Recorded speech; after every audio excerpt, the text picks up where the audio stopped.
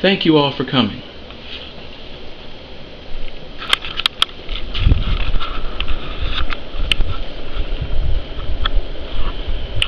Friends, I have a confession to make. For years, I've been a technology addict. Facebook, email, text messaging, it's all addictive when overly consumed. My friends, I implore you, do not fall into the technology trap. Tonight, I'll talk to you about technology addiction, what it is, why it's so widespread, how it is dangerous and life-threatening, and finally, how it can be avoided or even treated. Small changes in behavior can protect you from becoming a victim of technology addiction. Now that I have introduced the topic for tonight, let's discuss technology addiction for what it is: an intense attachment to technology. More specifically, it's not actually the technology that people are addicted to, it's the pleasure that the technology brings. That's what people are addicted to. In research by Dr. Monica Hodis in the journal Advances in Consumer Research, Volume 36, published in 2009, she says, "The object of addiction is not the technology itself, but rather the cumulative experience that it enables. When you feel an irresistible compulsion to send an email, to read a tweet, to go on Facebook, that may be a symptom of technology addiction."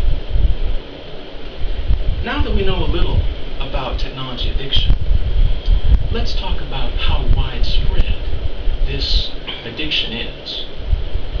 It is not entirely possible to know how many people are technology addicts, but we can get a sense of the enormity of the problem.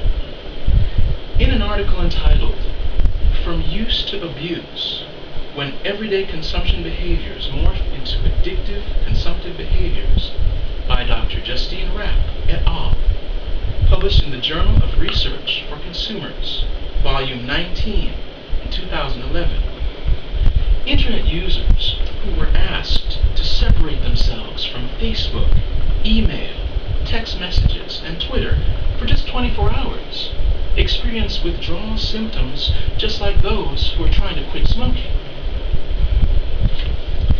Now, logic will tell us that if a small sample of internet users can experience these severe withdrawal symptoms, then obviously the entire internet community at large may very well be addicted and not even be aware. Now that we have shown the widespread nature of technology addiction, let us also consider how it may be life-threatening. I have a visual aid here. This is a picture of a young woman. She's prepared for a drive, but obviously she is distracted.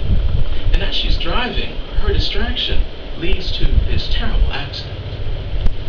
I'm going to hand this to you, and you can pass this out to the rest of the audience.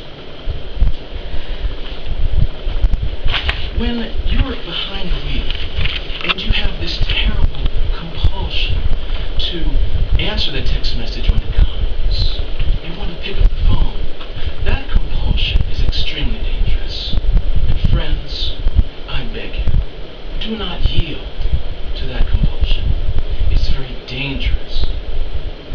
On the CDC website entitled Distracted Driving, they claim that 387,000 people incurred motor vehicle crashes in 2011 because of distracted driving. So now, we have discussed what technology addiction is. We've also discussed how it is widespread and life-threatening. And now, we will discuss how it may be prevented or even treated. Small changes in your behavior can protect you from becoming a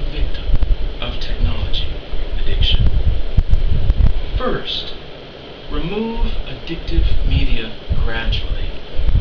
As we have seen, people who try to quit cold turkey, they end up experiencing withdrawal symptoms.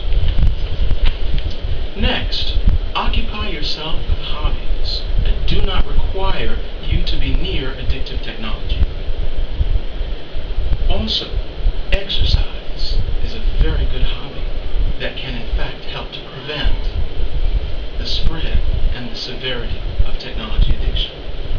In an article by Doctors D.J. Williams and William B. Stream in the Journal of Social Work, Practicing the Addictions, section 4.3, published in 2004, entitled Physical Activity as a Helpful Adjunct to Substance Abuse, we find that exercise can actually reduce the severity of the brain chemicals that actually cause addiction. Also, importantly, spend more time with family and friends that you like.